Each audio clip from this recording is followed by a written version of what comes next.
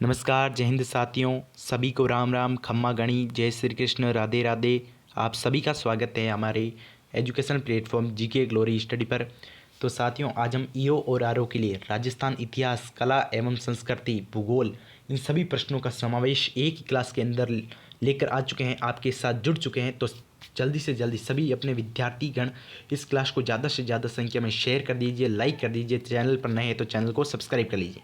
तो चलिए प्रश्नों की तरफ बढ़ते हैं। पहला क्या प्रश्न पूछा गया है कि निम्नलिखित में से कौन सा देव नारायण जी का प्रमुख देवरा है। देव नारायण जी का प्रमुख देवरा कौन सा है? देव माली ब्यावर अजमेर, ये है क्या? बिल्कुल सर, ये तो है। देवधाम जोधपुरिया निवई टोंक, ये भी है। देव डूंगरी पहाड़ी चित्तौड़गढ़, ये भी है। तो अपना ऑप्शन नंबर क्या हो जाएगा? उपयुक्त सभी सही हो जाएगा। अब इनका मूल देवरे की बात करें, मूल देवरा देव नारायण जी का मूल देवरा कहाँ पर है? तो ये है गोठा दड़ावत भीलवाड़ा में इनका क्या है? मूल देवरा स्थित है। किनका? देव नारायण जी का गोठा दड़ावत भीलवाड़ा में। अब देव नारायण जी की बात करें तो देव नारायण जी का मूल नाम क्या है? उदय सिंह। इनका मूल नाम क्या है? उदय सिंह। इनका जन्म कहाँ हुआ था? मालासेरी, माघ शुक्ल षष्ठी को। मालासेरी में हुआ था इनका जन्म माघ शुक्ल षष्ठी को। पिता का नाम सवाई भोज, माता का नाम साडू खटाणी, पत्नी का नाम है इनके पीपल दे। पत्नी का नाम पूछ लेता है एग्जामिनर, पीपल दे, याद रखना, पीपल दे परमार। ठीक है। लोकप्रिय मंदिर वो है इनका आसिंद भीलवाड़ा में इनका लोकप्रिय मंदिर स्थित है। और यहाँ पर प्रतिवर्ष भाद्र शुक्ल सप्तमी को मेला बढ़ता है। भाद्रपद शुक्ल सप्तमी को इनका मेला भी बढ़ता है। ठीक है।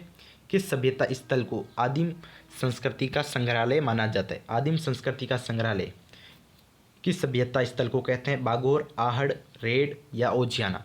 किसे कहते हैं भाई आदिम संस्कृति का संग्रहालय?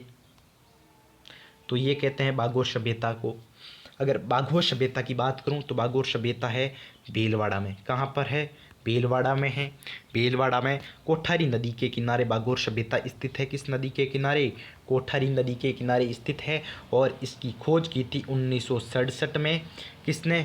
VN मिश्र ने, वीरेंद्रनाथ मिश्रा ने इसकी खोज की थी 1967 और 68 में। और 1967 और 68 में इन्होंने ही इसका उत्खनन कार्य भी किया था वीरेंद्रनाथ मिश्र ने। मुख्य रूप से इस सभ्यता स्थल में पशुपालन पाया जाता है। और भागोर सभ्यता में जो मकान है वे पत्थर से बने। किससे बने हैं? पत्थर से बने हुए हैं। 1881 में दयानंद सरस्वती ने राजस्थान के किस स्थान पर वैदिक धर्म सभा की स्थापना की? वैदिक धर्म सभा की स्थापना की अगर मैं बात करूं तो ये की थी दयानंद सरस्वती ने जयपुर में। कहाँ पर की थी भाई? जयपुर में की थी। और दयानंद सरस्वती ने उदयपुर में 27 फरवरी 1883 को, कब? 27 फरवरी 1883 को परोपकारिणी सभा की भी स्थापना की थी। परोपकारिणी सभा की भी स्थापना की थी, जिसके अध्यक्ष थे वो थे महाराणा सज्जन सिंह की अध्यक्षता में। और एक प्रश्न हाल ही में LDC के एग्ज़ाम में पूछा गया था कि राजस्थान में वैदिक यंत्रालय कहाँ स्थापित किया गया था? वैदिक यंत्रालय कहाँ स्थित है? राजस्थान में वैदिक यंत्रालय की बात करूँ तो ये अजमेर में स्थित है। और इसकी स्थापना भी दयानंद सरस्वती द्वारा 1880 में की गई। ये भी प्रश्न में पूछा गया है हाल फिलहाल के। और दयानंद सरस्वती का एक नारा भी था। कैसा नारा? वेदों की ओर वापस जाओ, वेदों की ओर वापस जाओ। किसका नारा? दयानंद सरस्वती का। जयपुर को गुलाबी रंग में रंगवाने का श्रेय किससे दिया जाता है? गुलाबी रंग में रंगवाने का श्रेय दिया जाता है सवाई राम सिंह द्वितीय को। जयपुर नगर की मैं बात करूं तो इसकी स्थापना की थी 18 नवंबर 1727 में सवाई जय सिंह ने। किसने? सवाई जय सिंह ने। जो इसकी नींव थी वो किसने रखी थी? वो रखी थी पंडित जगन्नाथ ने। इसकी क्या रखी? नींव रखी। पंडित जगन्नाथ ने इसकी नींव रखी। और बात करूं कि इसके वास्तुकार कौन थे? विद्याधर भट्टाचार्य जो थे इसके वास्तुकार थे। इसका अन्य नाम क्या है? अन्य नाम है 9 चौकड़ियों का शहर, वैभवशाली द्वीप, रंग जी के द्वीप, गुलाबी नगरी। स्थित इसकी ये सिंधु घाटी सभ्यता के तट पर स्थित है। और इसे 30 मार्च 1949 को, यानी कि आज के दिन राजधानी घोषित किया गया। ठीक है, इसकी जानकारी बुद्धि विलास ग्रंथ में मिलती है, जिसके रचयिता जो है वो है बखत राम चाकसू के निवासी है। चलिए, किस शासक ने अचलगढ़ के किले की मरम्मत करवाई थी? अचलगढ़ के किले की मरम्मत किसने करवाई थी बताइए? अचलगढ़ के किले की मरम्मत ये करवाई थी राणा कुंभा ने। किसने? राणा कुंभा ने। कब? 1452 को। 1452 में राणा कुंभा ने इसकी क्या किया करवाई थी? मरम्मत करवाई थी। ये अचलगढ़ कौन सा? ये सिरोही वाले अचलगढ़ की बात कर रहा है। ये अचलगढ़ सिरोही, माउंट आबू सिरोही में स्थित है, जिसका निर्माण करवाया था लगभग 900 ईस्वी में परमार शासकों द्वारा इसका निर्माण करवाया गया। इसके 4 प्रवेश द्वार है, जो है हनुमान पोल, गणेश पोल, भैरव पोल और चंपा पोल। 4 इसके क्या है? प्रमुख द्वार है, प्रवेश द्वार है। राजस्थान में संचालित अक्षत योजना किनको वित्तीय सहायता प्रदान करती है? जो अक्षत योजना है, इनका वर्तमान नाम क्या है? इसका वर्तमान नाम है मुख्यमंत्री युवा संबल योजना। मुख्यमंत्री युवा संबल योजना। मुख्यमंत्री युवा संबल योजना इसका क्या है? वर्तमान नाम है। और ये बेरोजगार युवाओं के लिए, किसके लिए? बेरोजगार युवाओं को वित्तीय सहायता प्रदान करती है। ठीक है, जिसमें पुरुषों को प्रतिमाह 3000 रुपये दिया जाता है, और दिव्यांग जो महिला हैं, ट्रांसजेंडर है, उनको 35 रुपये प्रतिमाह दिया जाता है। इसका प्रारंभ कब हुआ? इसका प्रारंभ हुआ 1 जनवरी 2019 को इसका क्या हुआ? प्रारंभ हुआ। ठीक है, अक्षत योजना। जामसाई साड़ी राजस्थान के किन स्त्रियों की लोकप्रिय वेशभूषा है? किन स्त्रियों की लोकप्रिय वेशभूषा है जामसाई साड़ी? यह है आदिवासी स्त्रियों की जो विवाह के अवसर पर जिस साड़ी को पहनती है उसे जामसाई साड़ी कहते हैं। ठीक है, लोक देवता गोगा जी किस शासक के समकालीन माने जाते थे? किस शासक के समकालीन माने जाते थे गोगा जी? अरे गोगा जी माने जाते थे महमूद गजनवी के। अरे गोगा जी का जन्म ददरेवा चूरू में इनका जन्म हुआ था। ददरेवा चूरू में इनका जन्म हुआ था, जहाँ पर गोगा जी का शीर्ष स्थान भी स्थित है। शीर्ष स्थान पूछे तो ददरेवा चूरू में। पिता का नाम राजा जेवर, माता का नाम रानी बाछल, पत्नी कोमल दे। इनका कुल कौन सा था? नागवंशीय चौहान कुल था। जो घोड़ा था वो नीला घोड़ा। जाहिर पीर, गोगा पीर, नागराज, सांपों के देवता इनके क्या है? अन्य नाम हैं। और महमूद गजनवी के अलावा गोरखनाथ के समकालीन इन्हें माना जाता है। गोरखनाथ जो इनके कौन थे? गुरु थे, गुरु गोरखनाथ। इनका जो समाधि स्थल है, स्मृति स्थल है, वो गोगामेड़ी में स्थित है। गोगामेड़ी हनुमानगढ़ में इनका समाधि स्थल स्थित है, जहाँ पर प्रतिवर्ष मेला भी लगता है भाद्रपद कृष्ण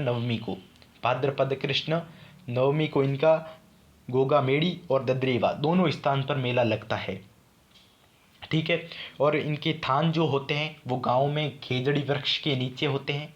ठीक है, और इनकी जो फड़ है उसका प्रमुख वाद्य यंत्र है डेक व मादल।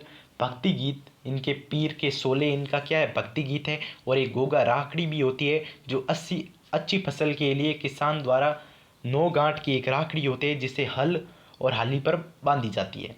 ठीक है भाई, चलिए। दादू पंथ कितनी उपशाखाएं थी? दादू पंथ की कितनी उपशाखाएं थी? तो इनकी 6 उपशाखाएं थी। कितनी? 6। दादू पंथ, दादू दयाल को राजस्थान का कबीर भी कहा जाता है। राजस्थान का कबीर दादू जी को कहते हैं। ठीक है, चलिए। किसान नेता जीवन चौधरी का संबंध किस राज्य के आंदोलन से था?